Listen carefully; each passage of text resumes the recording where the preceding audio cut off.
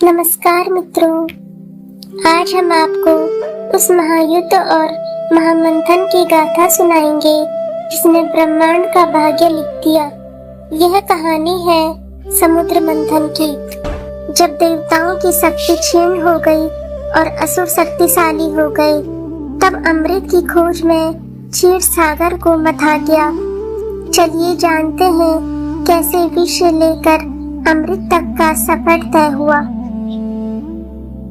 कहानी शुरू होती है तब जब एक बार इंद्रदेव अपने हाथी ऐरावत पर सवार होकर जा रहे थे।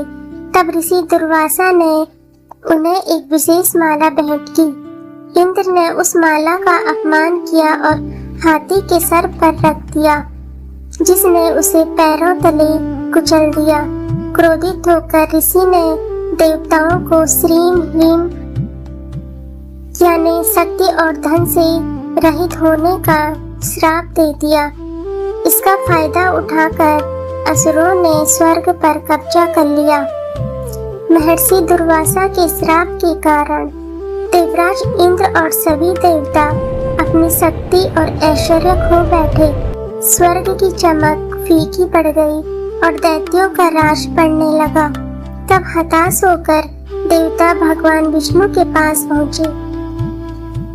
भगवान विष्णु ने मुस्कुराते हुए एक उपाय बताया। क्षीर सागर का मंथन करो, उसमें से जो अमृत निकलेगा उसे पीकर तुम अमर हो जाओगे। लेकिन यह कार्य इतना बड़ा था कि देवता इसे अकेले नहीं कर सकते थे। मजबूरी में उन्हें अपने कट्टर दुश्मन असुरों से हाथ मिलाना पड़ा। असुरों के राजा बलि को अमृत का लालच दिया गया। इस तरह ब्रह्मांड के इतिहास में पहली बार देवता और दानव एक साथ एक लक्ष्य के लिए जुटे।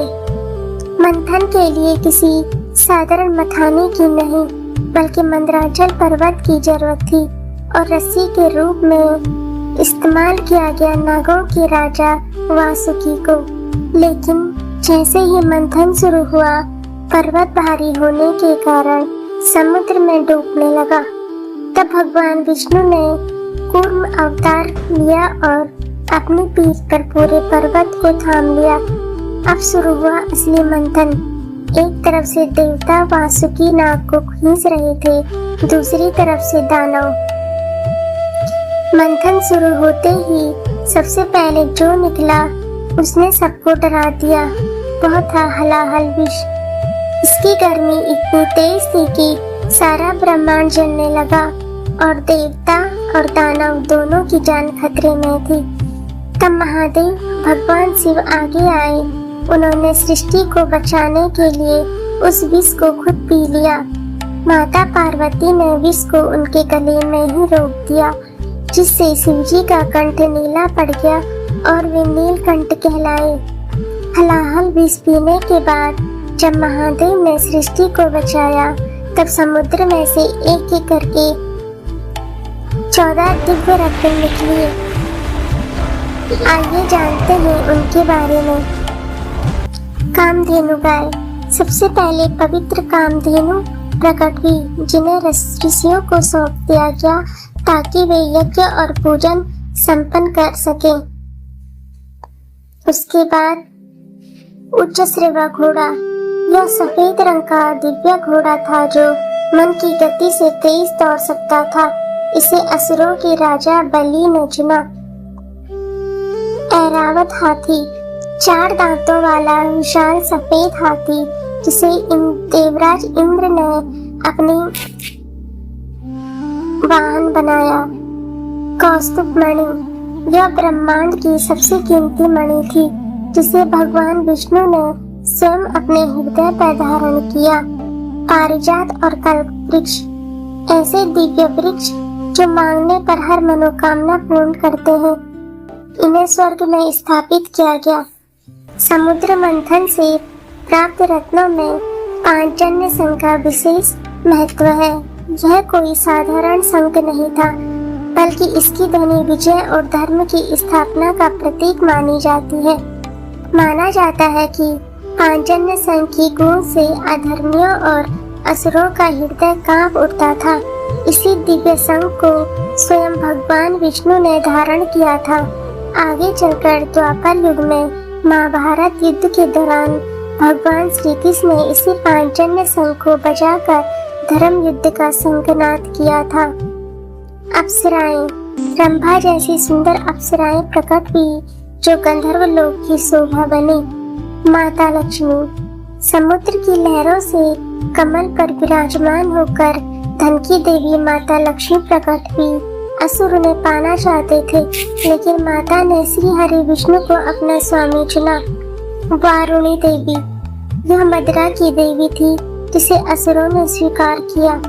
चंद्रमा, भगवान शिव ने चंद्रमा को अपने मस्तक पर धारण किया। धन्वंतरी और अमृत, अंत में आयुर्वेदिक के जनक भगवान धन्वंतरी अपने हाथ में अमृत का स्वर्ण कलश लेकर प्रकट हुए। अमृत निकलते ही असुरों ने उसे छीन लिया। तब भगवान विष्णु ने मोहिनी का रूप धारण किया। उनकी सुंदरता ने असुरों को मोहित कर दिया।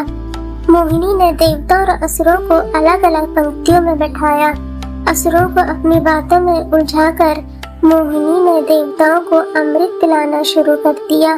तभी स्वरभानु नामक असुर रूप बदल कर देवताओं के बीच जा बैठा। जैसे ही उसने अमृत की एक बूंद पी, सूर्य और चंद्रमा ने उसे पहचान लिया। भगवान विष्णु ने तुरंत सुदर्शन चक्र से उसका सिर काट दिया, लेकिन अमृत गले से नीचे उतर चुका था, इसलिए वह अमर हो गया। राहु और केतु के नाम से जाना गया।